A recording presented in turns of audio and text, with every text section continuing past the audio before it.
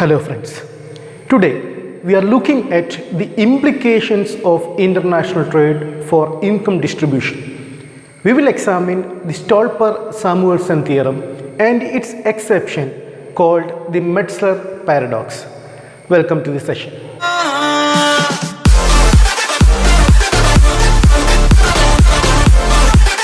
The Stolper-Samuelson theorem was developed by Wolfgang Stolper and Paul Anthony Samuelson in their work in 1941. In 1941, they wrote an article called Protection and Real Wages, published in the Review of Economic Studies, that in fact elaborated and subsequently called the theory of Stolper-Samuelson, or what is known as the Stolper-Samuelson theorem.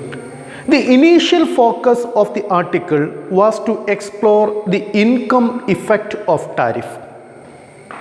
What will the effect of tariff on income distribution? Later, subsequently, this theory was used to analyze the income effect of international trade in general. This theory was built on the impact of tariff on relative prices of commodities and its subsequent effect on the returns to factors of production. Now let us examine this theory. The Stolper-Samuelson theorem says that an increase in the relative price of a commodity as a result of an imposition of tariff will raise the return, will increase the return for those factors which are intensively utilized in the production of those commodities.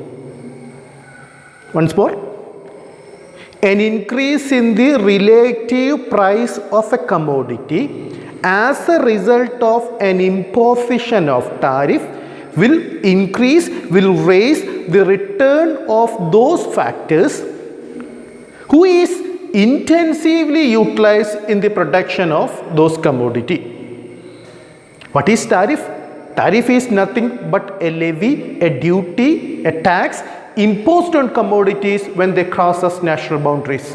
We have export tariff when we tax those commodities which are going out of our country. We do have an import tariff when we tax commodities which are coming into our country. As far as Stolper-Samuelson theorem is concerned, we are only talking about the import tariff because import tariff is used as a tool of protection and which is more important than that of export tariff.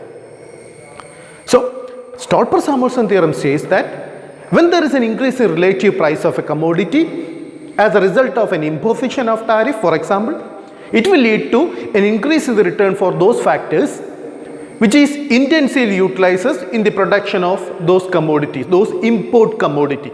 In other words, most importantly, Stolper-Samuelson theorem says that an increase in the relative price of a commodity as a result of imposition of import tariff will increase the reward or return for country's scarce factor of production. That means it will increase the return for country's scarce factor of production.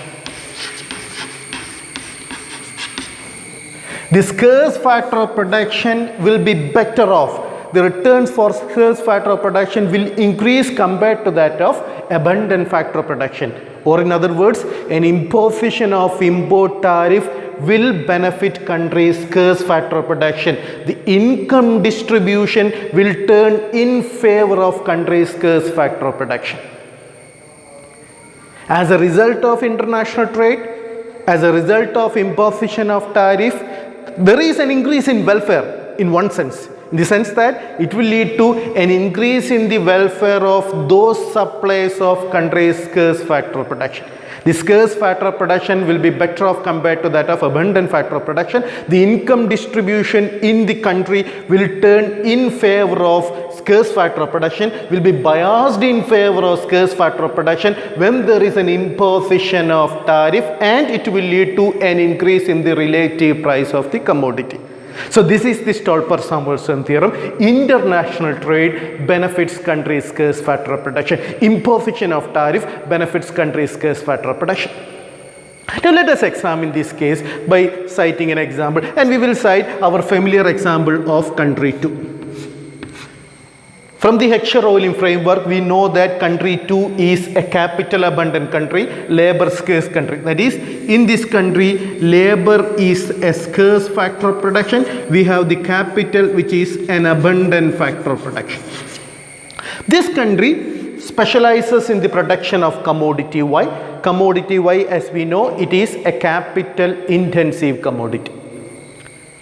Now, when this country imports commodity X, we know that this country imports commodity X. And let us assume that this country imposes a tariff on commodity X. This country imposes a tariff on commodity X. What will happen? The first effect of tariff is that the price of the imported commodity will increase, or in other words, the PX will increase. Or in other words, the relative price, let us solve that, the Px by Py, it will increase because Px will increase. When the price of X in the domestic market increases, producer sees it as an incentive to produce more of commodity X, because as a result of tariff, the price of commodity X in the domestic market have gone up. So, domestic producers will now start producing more of commodity X. We know that commodity X is a labor intensive commodity. To produce commodity X, you require more labor. What will happen? The demand for labor will increase. The return for labor, which we call it as W, it will increase. This is the theorem. Like, see, this country, country 2, which is a labor scarce country, when it imposes a tariff, it will lead to an increase in the reward for country's scarce factor production. The labor is better off. It will lead to an increase in the reward for labor. One more point can be noted. When there is an increase in the quantity or increase in the demand for labor, this country, which is relatively a capital abundant country, will try to combine as much as capital with labor, because capital is the abundant factor. So, the capital labor ratio in the production of commodity X will increase. That means the productivity of labor also will increase. So, not only the money wage but also the real wage also will increase. So, this is the essence of Stolper-Samuelson theorem. When we have the case, as in our example, a country 2, which is a capital abundant country, a labor scarce country, when it imposes a tariff on its import, which is commodity X, the reward for labor increases. So, international trade increases the reward for country's scarce factor of production. This is the Stolper-Samuelson theorem. And now we can examine the Stolper-Samuelson theorem by using our familiar tools in microeconomics, our Edgeworth box diagram. Now let us explore the same theorem using our Edgeworth box diagram and Edgeworth contract curve.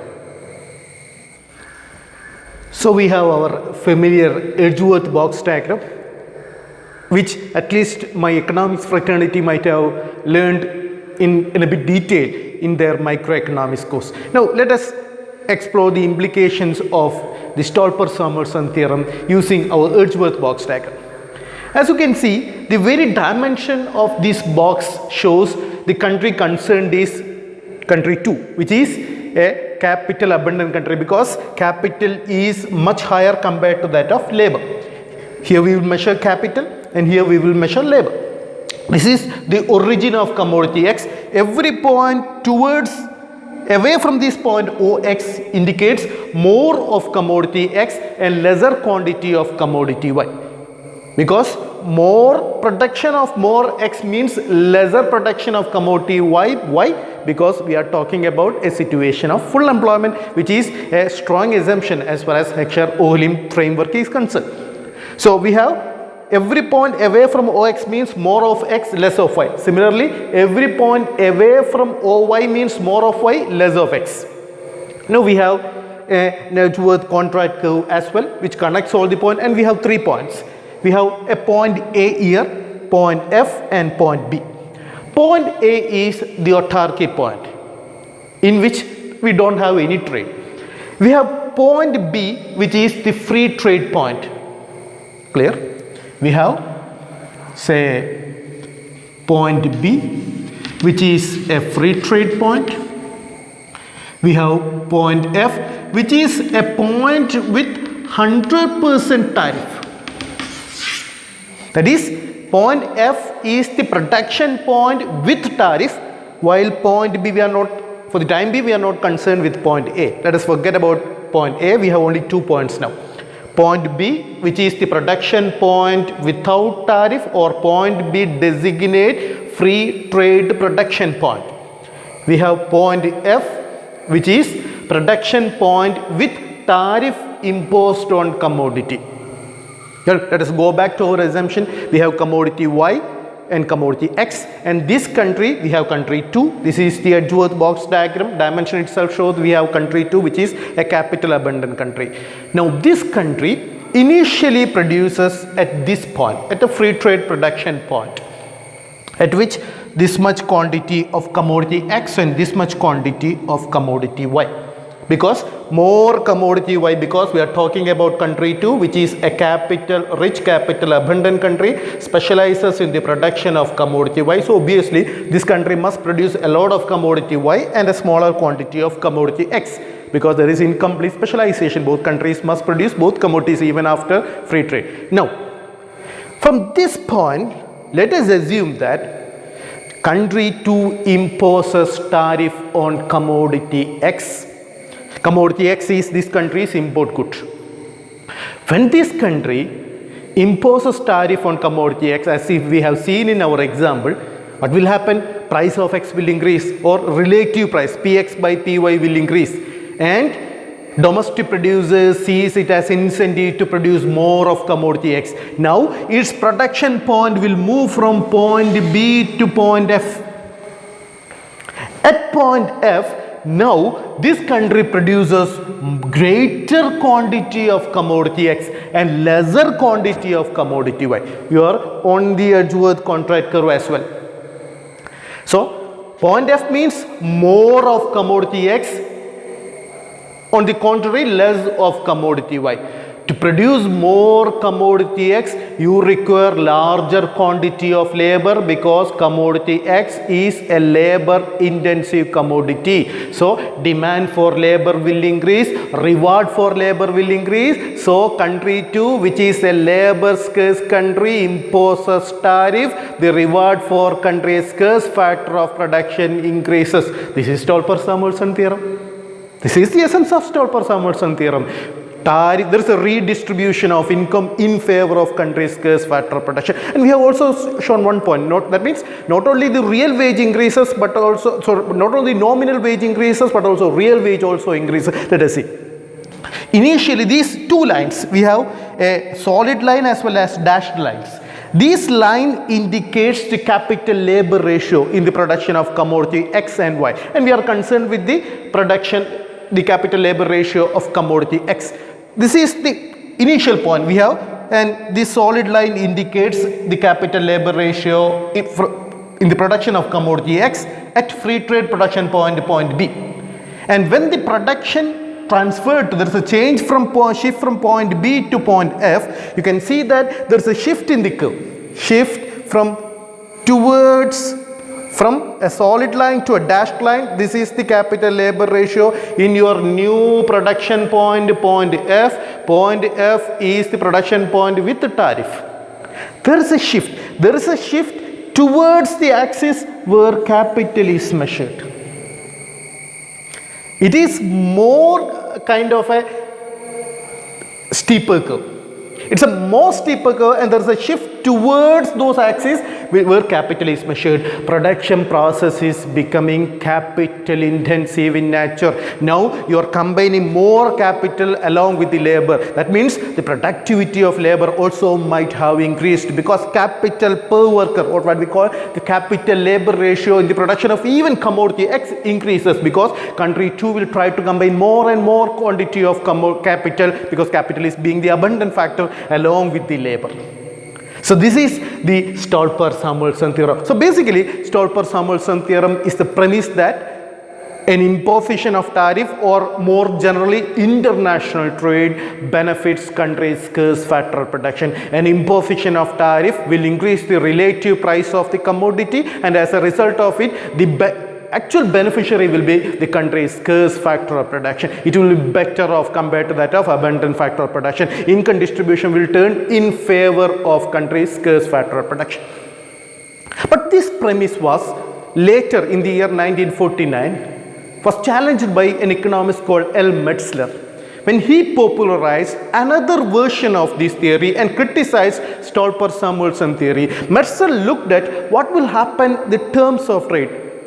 Hope that terms of trade is very familiar to you. We already had a session on terms of trade. Metzler pointed out that when there is an improvement in the terms of trade as a result of an imposition of tariff, the argument pointed out by Metzler might not be valid, and in fact it can just go against the theory, opposite of this theory. That's why we call the exception of the Stolper-Samuelson theorem as the Metzler paradox. Now let us examine the argument leveled by Metzler. Now let us shift our focus to the Metzler paradox. Metzler, in his 1949 work called The Tariff, the Terms of Trade and Distribution of Income, published in Journal of Political Economy, as we said, in the year 1949, criticized the Stolper-Samuelson theorem for assuming that the terms of trade remains constant, unchanged. Because one of the underlying premise of the Stolper-Samuelson theorem is that the imposition of tariff do not in any way influences the terms of trade. But Metzler pointed out that if a tariff imposing country, if its terms of trade improve so much so that it requires only lesser quantity of export for importing our earlier quantity of import, then there will be a situation in which the prices of imported commodity might in fact fall rather than increase as envisaged by the Stolper-Samuelson theorem. Then all the arguments leveled by the Stolper-Samuelson theorem will remain invalid. So it's a quite unusual case in which tariff reduces the prices of import goods. How it happens? If tariff improves the terms of trade of tariff imposing country so much so that if it reduces the prices of imports, then the relative price of the imported commodity also will decline, and it will be more profitable to produce the exportable commodity rather than importable commodity. So obviously it will benefit countries' abundant factor. Tariff benefits countries' abundant factor, exact opposite of the Stolper-Samuelson theorem. That's why we call it as a paradox to our Stolper-Samuelson theorem. As I said, it's a very unusual case in which our counter country or our trade partner's offer curve is relatively inelastic to a subsequent range where the interaction is taking place. Now that may be clear if I put the explanation of Metzler using our offer curve analysis. Let us say that we have an offer curve. I will draw like this. We have two axes. Here we will measure commodity X. Here we will measure the commodity Y. And let me take the case of country 1. Country 1, a labor abundant country, exports commodity X and imports commodity Y. And country 1 imposes a tariff on its import, namely commodity Y. If Stolper-Samuelson theorem is correct, then the reward for this country is country 1's, because we are talking about a situation of country 1. Country 1 is a labor abundant country, capital scarce country. So if the Stolper-Samuelson theorem is correct, then the reward for capital must increase. So reward for capital, which we call it as R, must increase. Now let us have this case. Let me assume that this is the offer curve of country 2, and let me have the offer curve of country 1 as well. This is the initial offer curve. Let me put like this. This is country 1's offer curve. So we will have an equilibrium, an interaction between two offer curves and country 1 at free trade. We don't have a tariff for the time being. At the free trade, this country will export OX1 quantity of commodity X and will import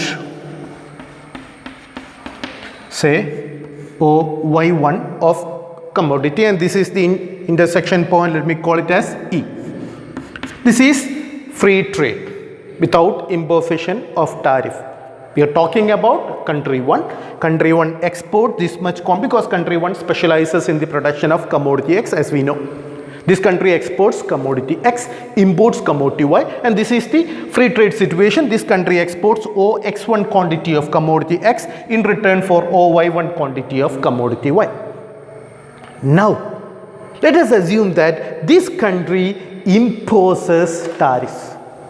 This country, country 1, imposes tariff on its import, which is commodity Y. Obviously, its offer curve will shift towards the left. Now we have the new offer curve of country 1. Let me call it as I star. A new offer curve. See, now this country, there is a shift in the offer curve. There is a shift in the offer curve towards left. It's been in our session on the offer curve and reciprocal, we have seen that if there is a leftward shift as far as country 1 is concerned, there will be an improvement in the terms of trade. Now there is a substantial improvement in the terms of trade. See, new production point, new point, let me call it as E star. Now at E star, our country 1 say it now exports lesser quantity of commodity X. Let me call it as OX0. Now it exports lesser quantity of commodity X, but it is getting greater quantity of commodity Y. Even after exporting a lesser quantity, it is getting greater quantity of import. What is that implication? That means the relative price of the country's importable commodity has fallen. The relative price of commodity Y has fallen, has declined. Then importable commodity becomes less expensive in the domestic market even after including tariff in it. The relative price of the importable commodity declines. So what will happen? Domestic producers now will not try to produce commodity Y. It will try to produce more of commodity X. Then the reward for those factors intensively utilizing the production of commodity X will increase. Whose reward will increase? Reward of labor will increase, not capital. Reward for country's abundant factor increases, exact opposite of the Stolper-Samuelson theorem. Stolper-Samuelson theorem predicts that international trade and tariff benefits country's scarce factor of production, but Metzel pointed out that international trade and tariff benefits country's abundant factor of production. At the very onset, we have said that this is an unusual case. Why it is an unusual case, you can see here. Because it happens because your trade partner's offer curve is inelastic. See this point. It is inelastic in a subsequent range where the interaction with other countries' offer curve is taking place. That means intersection between two offer curves taking place at a situation in which countries' two's offer curve is inelastic. That's why we have a very unusual case of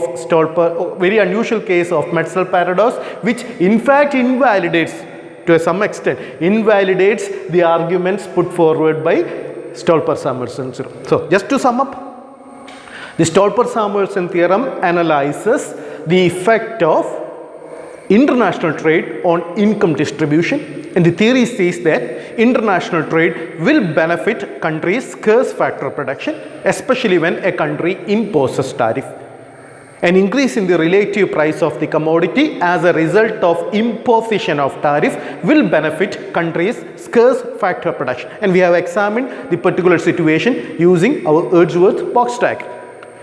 Now, we also see a situation in which Metzler in his work in 1949 pointed out that if international trade and imposition of tariff in fact influences the terms of trade, quite opposite can happen. That means if your terms of trade, that means tariff imposing countries offer terms of trade improve so much so that the prices of the importable commodity falls rather than increases as a result of an imposition of tariff, then international trade can benefit countries' abundant factor production. Exact opposite of the Stolper-Samuelson theorem. That's why we call it as a Metzler paradox. As we said, it's a quite unusual case in which your trade partners offer curve is inelastic through a subsequent range where the interaction between two offer curves are taking place. Hope that this session is useful to you. And so until we meet next time, stay safe, happy learning. Thank you.